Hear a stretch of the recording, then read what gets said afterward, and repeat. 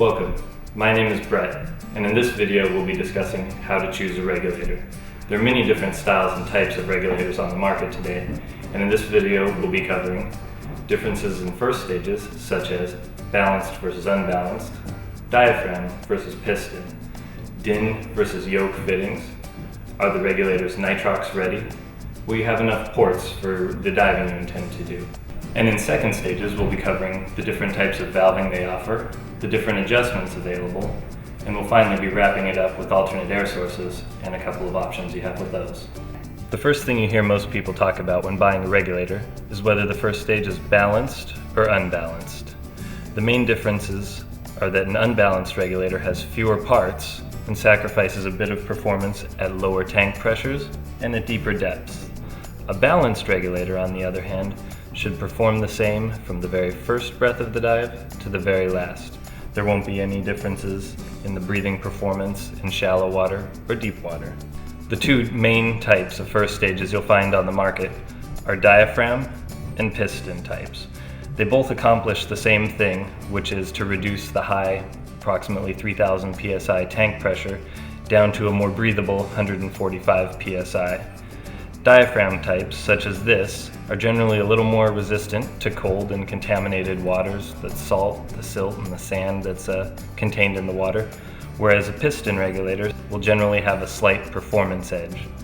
In modern regulators, the performance differences have really been minimized, and they're also both very reliable. It's basically two different ways of accomplishing the same thing. When shopping for a regulator, you may notice that there are a couple of types of fittings available: the DIN fitting and a yoke fitting.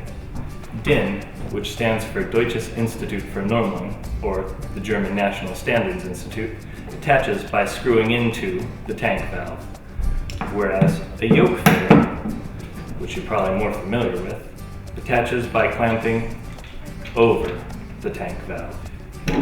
If you end up choosing a regulator with a DIN first stage, it's always a good idea to have a DIN to yoke converter available. This device lets you quickly and easily, without any tools, convert your DIN regulator to a yoke style regulator. You may notice that some regulators are environmentally sealed.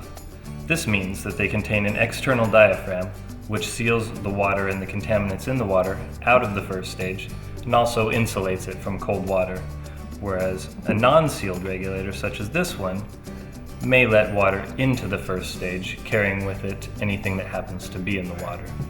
While not necessary, an environmentally sealed regulator will generally require less maintenance and is a much better choice for diving in cold water. Another thing to take into consideration when choosing a regulator is, does it have enough ports for your intended use? Many people choose to dive with a computer that has a wireless transmitter, which will go in a high pressure port. They also want an analog pressure gauge, which would require another high pressure port.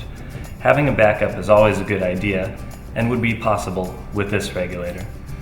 When you're searching for a regulator, you want two pressure gauges, you want to make sure that you have a high pressure port for each pressure gauge.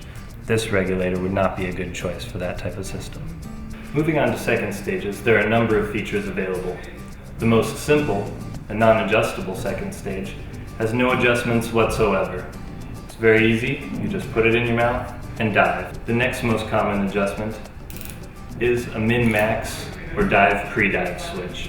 You flip this switch to the minimum when you're on the surface to help prevent free flows.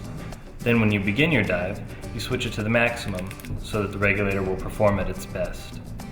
The second feature you'll find is generally right next to the minimum maximum switch. It's the breathing effort adjustment knob. What this lets you do is tune the breathing of the regulator to your liking while you're underwater during the dive. And lastly, we don't want to forget your alternate air source. In this category, there are two general types of alternate air sources available. Your standard second stage, which is attached to the first stage regulator and then affixed to the front of your body so it's ready to go at a moment's notice. Or, if you're looking to streamline your setup, you can get a breathable type inflator. This will attach to your VC and integrates the power inflator with a second stage regulator. So in an out-of-air emergency, you can breathe off this second stage while giving your primary to the person that needs air. One final consideration when choosing a regulator is this regulator nitrox compatible? If in the future you decide to dive nitrox, you'll have a regulator that's ready to go. Now we've covered the most important features of a regulator and given you the information to help choose the regulator that's right for you. For more information, please contact our expert Leisurepro sales staff at 800-637-6880.